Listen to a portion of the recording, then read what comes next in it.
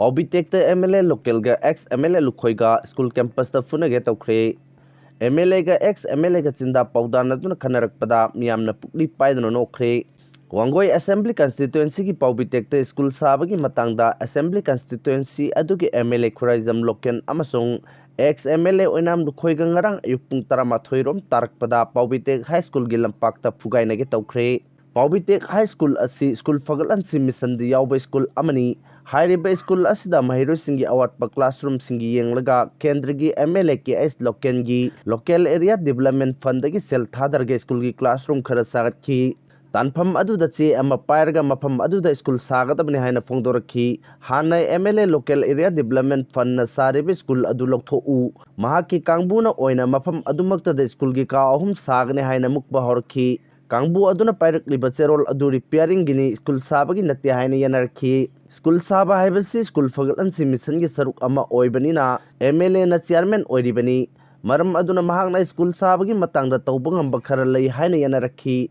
makhoi ani angang machagi matagum wahi wata fajadaba taba nuaitabu wafam mayam ama phongdorakpadu asi social media da viral oirkhi makhoi ani na ngangna kibu wafam sing adugi manungda Makoi ani na ngangna kibu wafam sing adugi manungda Mla na cherona aduda yauribu wahi sing adu paba thoktabra haina hangladuna paba thoktragadi mahangna amamam tawoina takpige haina Loken da phongdokpa takhi wafam adu tarba matungda Mla Loken na Lukhoida nahak pulai kaya yamna tamjahoboge aina oina takpige cherol aduda yauriba adu nahak kari amata khangdre haina khumnarakhi madudagi handokladuna sel chaba vote kahanba amadi ayat papinabagi matangda mana thokbu wafam kaya marum phongdoknarpa takhi makhoi anina muknaringai tanfam aduda wanggoigi SDPO amadi police personnel kaya marum sulai masigi sumathakta zonal education officer masamaksu mafam aduda laikhi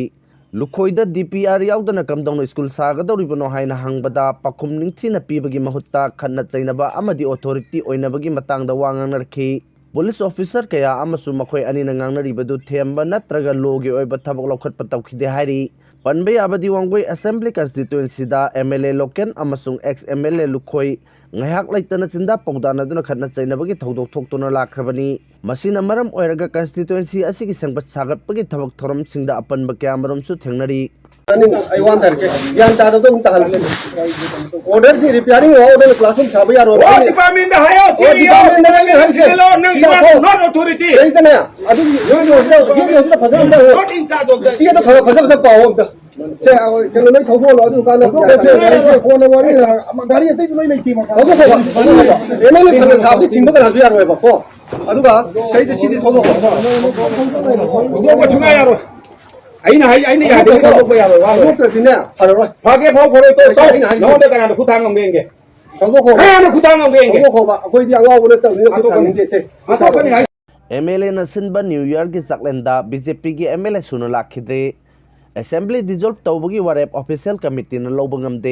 Anoba chahi lakpaga iroinana lengak paibada yoramba Mla sing punna amuktang unanaba Mla amana senting na Sinba numidangi Chaklen Da Mla masing Suna Lakkhidre Thazaba yaba mafamdagi fangba pauna hai Chaklen yauba mifam ama kaubaduda supnatagi Mla taramari khaktamak lakhi Kari maramgi Mla sing Suna Lakkhidabano haiba chaptana khangdragasu Mla singi marukta haujiksu khaibung tanabagi irang losandri haina logba yai Mla kharana Manipur Legislative Assembly gi Speaker T.I. Saitabartaga chatmina ningba aduga atoppa Mla kharana Govindas Konthongjamga puningba amadi atoppa Mla kharana T.I. Bisojik ta chatmina ningba maramna mifam adu political yemidengda yengbada leadership puthoknabagi oiramgani khanarakpadagi lakhidabo oiramgani hairi Mifam aduda hanagi Chief Minister Nongthombam Biren sum masangamde haina lakhide adubu mahakti asengba masangamdabagi laktaba oiramle hairi government ama sembagi matam khangten tensilakliba asi fawbadasu BJP gi Mla sing center na mijeng thamlaga lenga ama seman lakani haibagi thajaba thamnari makhoida punbagi pangal haibasi hujiksu karino haiba khantaba ngamnadri CM gi pham phangnana bahona bada tongan buakhalonda thabak taunari Mla sing macoi tanabana maram oiraduna national leader sing na makhoida thajaba thamlaktre Masina maram oiraga Manipur da anoba lenga ama seman bagi mahutta house dissolve tawkhigadra haibagi political nainaba singna chibon ngangnari marak asida national media amasung Imphal da phongba pause kharada Union Home Minister na handakta Manipur gi law and order gi matangda review tawkhiba adu the official president run sangthana bagi wafam phongdo haina ribadu official committee na house dissolve tawbagi ayaba piba ngamde haina BJP की MLA amana pauche asit phongdorakli Manipur की governor Ajay Kumar Bhalla chief secretary Puneet Kumar Goel security adviser Kuldeep Singh अमसुंग DGP Rajiv Singh यावना पांगथोखिबा मिफम अदुदा union home minister Amit Shah ना officer Singh अदुदा वाहंग कया हंखी अमसुंग officer Singh अदुना वाफम खरा फोंदोक्लम्मी अदुबु मिफम अदुना मणिपुर की प्रेसिडेंट रुन एक्सटेंड तौनबगी वारेप अमा लौबा ngamba प्लेटफॉर्म ओइदे हाइरी MLA aduna makhatana hai party ki oina yengloragadi parliamentary board haibasina asupa oi aduga government ki maikaidana cabinet committee on politics and affairs haibasina oi warep lawba ngamba body animak asida prime minister Narendra Modi yawi maram aduna Manipur da president run thambagi matam sangdok hanje haiba targadi body ani asina khanaraga warep lawba mathau tai adugumba mifam adu hojik phawbagi difamba laitabani na Manipur da president run extend tawragani haibasi sum nungaina da bapaw pangi da ibani hairi popular government samnabagi mifam oifam thoi haina expert singna di phongdokli IDP sing khunda laita hanaba Delhi mifam da khanaki hairi irai numita Delhi da union home minister Amit Shah na preside tawduna pangthokkiba Manipur gi maram da khanakiba awang bathaki mifam da tongan mawafam sing khanakiba ga loinana Manipur da mayum da leiba fangdana lanjana riba sing mayum da hanjil hannabagi wafam yamna kupna khanaki haina pawgi likhul singna phongdorakli Manipur gi hojik oiriba phibam maru oina political yenena tadaba phibam gi matangda kupna yengsinduna leiba expert singna kupna yengsinduna leiba expert singna phongdorakpagi matung inna Delhi gi mifam adu tongan wafam sing khanarambadi yai adubu khwaidagi hana maru oibadi anau popular government ama sembagi waifam thoi haibu wafam thamlakli Union Home Minister Amit Shah na preside tawduna ngarang numidang wairam Delhi da pangthokhiba mifam aduda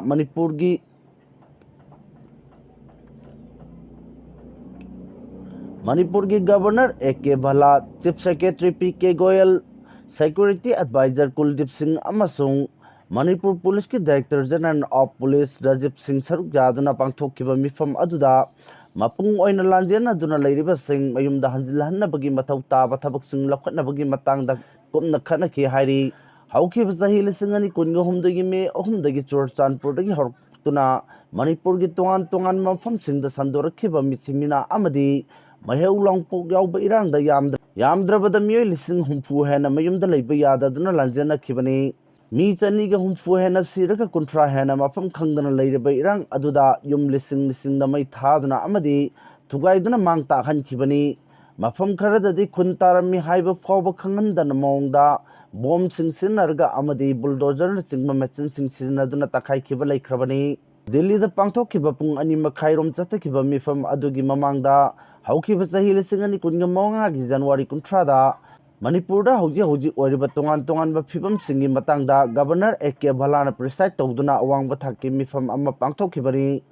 mifam aduna Union Home Minister Amit Shah na preside tawduna haukiba irai numitta Delhi da pangthokkiba mifam sing aduga mari lainaba khanakhibani haina paw asina makhatari banbai abadi Manipur gi ex CM N Biren amadi ex minister Thongam Biswajit kasu governor ga tongan unaduna wa khanakhiba laikhibani kokomi ga khosamna duna December thabum ama IDP singna lepa laitana wakat mifam chathabaga loinana numit khudingi governor amadi chief secretary na chingbada memorandum pisinduna IDP sing December phawda IDP sing mayumda hanjilhanna demand tawduna lakhibani